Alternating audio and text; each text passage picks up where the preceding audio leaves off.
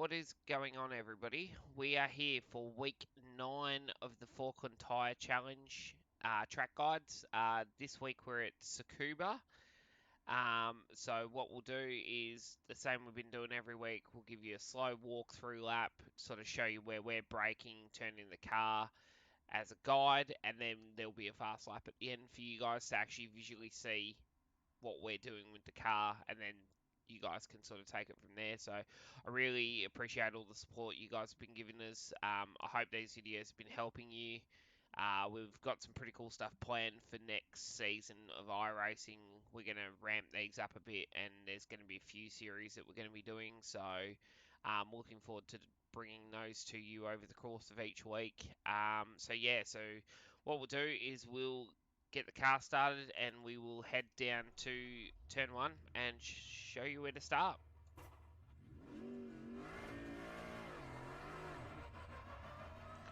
Alright, so as you're coming down, obviously, as far to the left hand side as possible, I use this little escape road and I'm sort of braking when the rear of the car is past it. So you can brake a little bit earlier, but I'm finding just past the escape road in line with the pit exit seems to be roughly where I want to brake. I'm braking a little bit earlier than probably some other people are, just because I want to sort of manage the way into the corner. I could brake deeper, but I feel like I'm hurting my exit when I do that. So I'm sort of taking a more conservative approach into turn 1, I guess you could say. So nice sort of positioning here. So when you're coming down into the corner, aim for the flag stand straight in front. So you're sort of already coming in off the edge of the road, just to sort of give yourself a little bit less turn circle. So I sort of straight line it towards the flag stand. I get to about half track, and then I start to turn the car at the corner. And then as I'm turning the car at the corner, I don't want to clip that apex until nearly at the end. So about in line with that Dunlop bridge straight ahead is where I want to be like clipping the apex. And then I start to wind the wheel out and let the car run to the edge of the road. Up to third gear. Now I hold third through here on the limiter. I don't shift up to fourth. So I just crack third. Let the car sort of crack that limiter and then brake. It makes it a lot easier to not overdrive the entry. So the way I'm doing it is once I get to this sort of kink in the curb, so about here, I'm braking very heavily, letting the car track in the middle of the road, so I'm not using the outside too much. Get to about half track and then same again.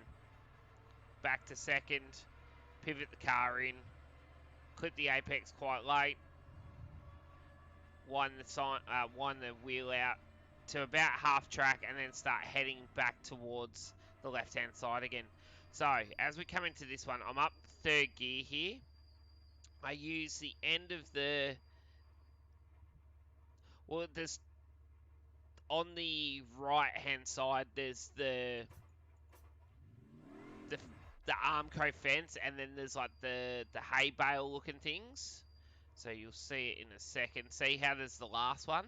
That's where I'm braking for here, and it's not a downshift, it's just a brake to get the car to slow slightly and pivot into the corner.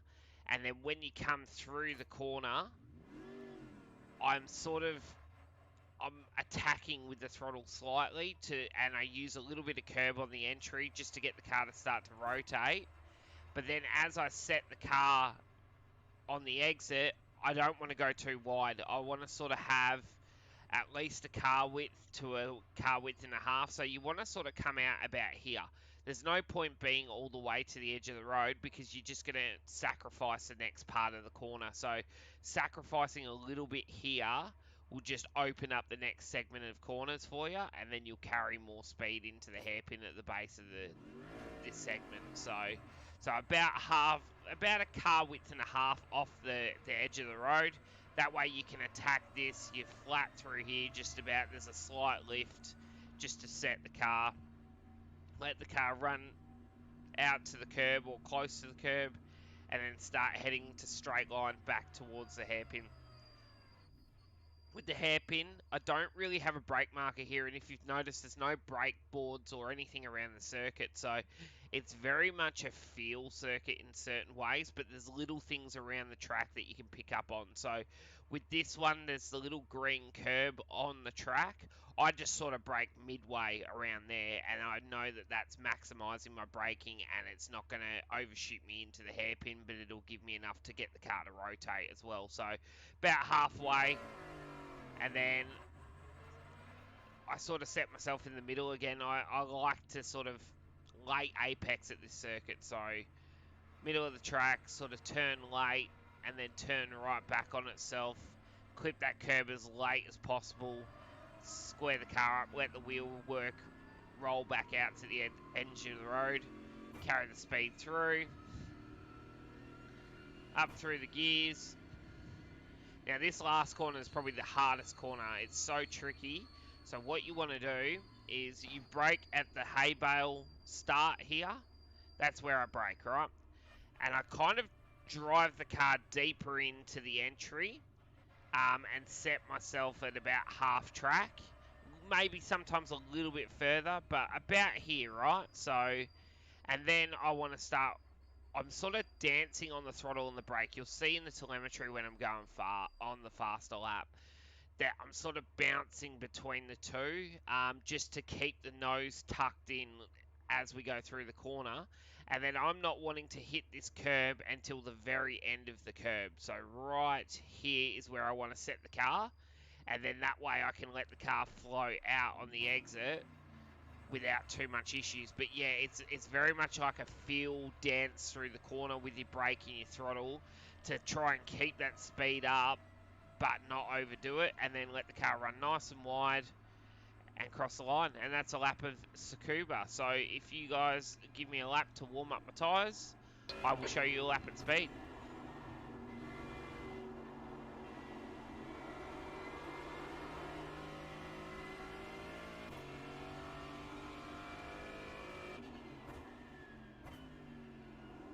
Sector 3 is a tenth off your best.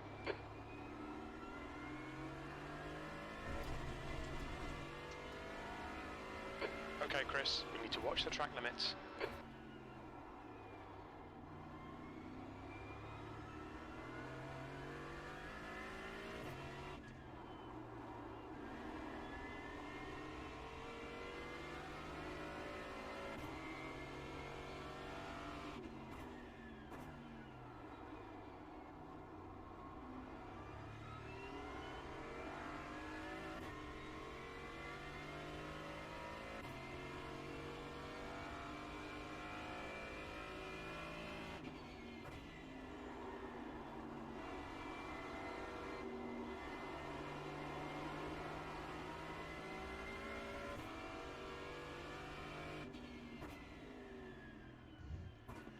Thanks for tuning in, guys. I hope that helped. We'll see you next week.